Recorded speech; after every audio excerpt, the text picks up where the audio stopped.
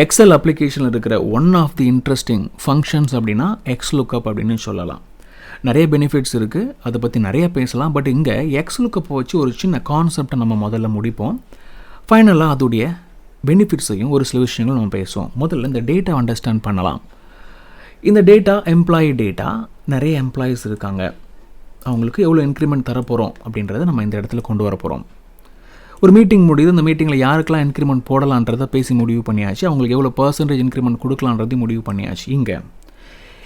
இங்கே இருக்கிற டேட்டாவை பர்சன்டேஜை இந்த ரெலவெண்ட் எம்ப்ளாயிக்கு நேராக இங்கே கொண்டு வரணும். ரொம்ப சிம்பிளாக VLOOKUP வச்சு நம்ம பண்ணிவிடுவோம் அந்த காலத்தில். பட் இப்போ XLookup வச்சு நிறையா பண்ணலாம். ஸோ XLookup வச்சு எப்படி இதை அட்ரஸ் பண்ணுறதுன்னு முதல்ல தெரிஞ்சுக்கலாம். Equal to XLookup. நார்மல் XLOOKUPையும் தாண்டி ஒரு சில அட்வான்ஸ் திங்ஸையும் தெரிஞ்சுப்பீங்கன்றதுனால ஃபுல்லாக பார்க்குறது ரொம்ப நல்லது. லுக்கப் வேல்யூ அப்படின்ற இந்த ஆர்குமெண்ட்டில் அந்த நேமை செலக்ட் பண்ணி கம்மா கொடுத்துடலாம். லாக் பண்ண வேண்டாம் நேமுக்கு. தென் லுக்கப் அரேன்றது ஒரு டேபிள், ஒரு ரேஞ்ச் செலக்ட் பண்ணுற ஒரு இடம்.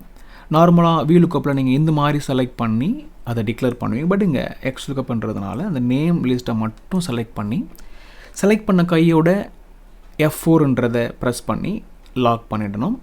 F4 யூஸ் ஆகலை, ஒர்க் ஆகலை அப்படின்னா மேனுவலாக டாலர் சைனை கீ பண்ணணும்.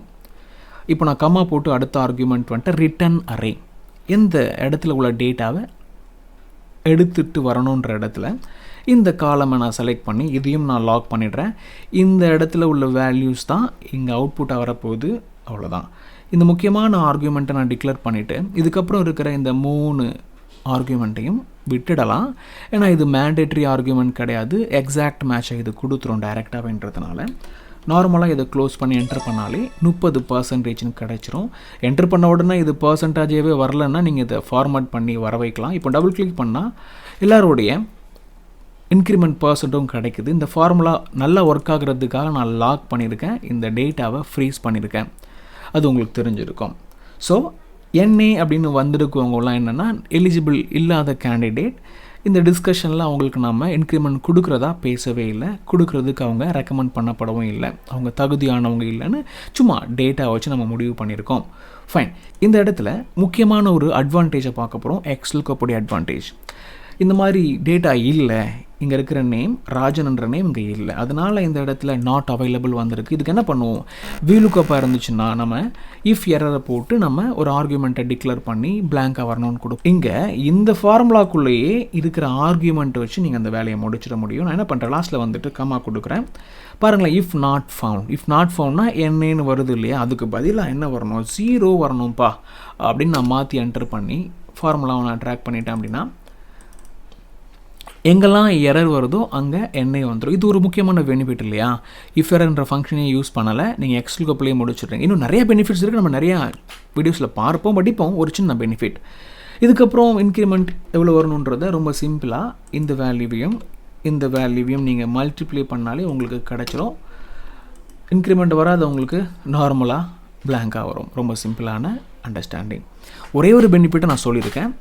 இஃப் எரர் ஃபங்க்ஷனை VLOOKUPல யூஸ் பண்ணி நீங்கள் அதை முடிக்கிறதுக்கு பதிலாக XLOOKUPை யூஸ் பண்ணி ஆர்குமெண்ட்டை இங்கேருந்து யூஸ் பண்ணிவிட்டு அந்த வேலையை முடிச்சிடலான்னு உங்களுக்கு புரிஞ்சிருக்கும். இப்போ XLOOKUP நிறைய பேருக்கு இருக்காது. நம்பர் 1, ஒருவேளை நீங்கள் அப்டேட் பண்ணால் தான் இருக்கும் அப்படின்ற மாதிரி நிறையா சொல்லியிருப்போம். யாருக்கெல்லாம் இருக்குன்றத லிஸ்ட்டை நான் இந்த இடத்துல ஒரு பாக்ஸில் உங்களுக்கு போட்டுடுறேன், நீங்கள் பார்த்து தெரிஞ்சுக்கலாம். நம்பர் 1, அது உங்களுக்கு ஓகே அண்டர்ஸ்டாண்டிங் வந்திருக்கும். XLOOKUP யூஸ் பண்ணுறதுல நிறைய பெனிஃபிட் இருக்குது அப்படின்றதுனால இது ஒரு சின்ன பெனிஃபிட் உங்களுக்கு புரிஞ்சிருக்கும். இதுக்கப்புறம் ஒரு சில டியூட்டோரியல்ஸ் நான் எல்லா பெனிஃபிட்ஸையும் லிஸ்ட் பண்ணுவேன், சொல்லி கொடுப்பேன். அதை நீங்கள் பார்த்து தெரிஞ்சுக்கலாம். அது நம்பர் 2. இன்னும் ஒரு சில விஷயங்கள் என்ன அப்படின்னா, XLOOKUPை மட்டும் நீங்கள் தெரிஞ்சுக்கிட்டு வேலையை முடிக்கிறத விட பழைய ஃபார்முலாவான VLOOKUP, இண்டெக்ஸ் மேட்சி அந்த மாதிரி ஃபார்முலாஸையும் தெரிஞ்சுக்கணும் அப்படின்னாலும் there are multiple videos in our channel. Playlist wise இருக்குது, நீங்கள் பார்க்கலாம். கடையமாக பார்ப்பீங்க அப்படின்னு நம்புகிறேன். இந்த எக்ஸலில் கூட நீங்கள் ப்ராக்டிஸ் பண்ணுறதுக்கு நான் இந்த டிஸ்கிரிப்ஷனில் கொடுக்குறேன், ஆர் கமெண்ட்டில் நான் பின் பண்ணுறேன், அதையும் நீங்கள் எடுத்துக்கலாம். ஸோ இதெல்லாம் என்னால் பண்ண முடியுமோ அதெல்லாம் பண்ணிடுறேன். ஃபுல்லாக பார்த்து சப்போர்ட் பண்ண வேண்டியது உங்கள் கடமை. சரியா? என்னென்ன பண்ணணுமோ அதெல்லாம் பண்ணுங்கள். லைக் பண்ணலாம், ஷேர் பண்ணலாம், சப்ஸ்கிரைப் பண்ணாதவங்க அதையும் பண்ணி சேனலுடைய க்ரோத்துக்கு உதவி பண்ணலாம். கடையமாக பண்ணுவீங்க நம்புகிறேன். See you all in the next interesting tutorial. Thank you.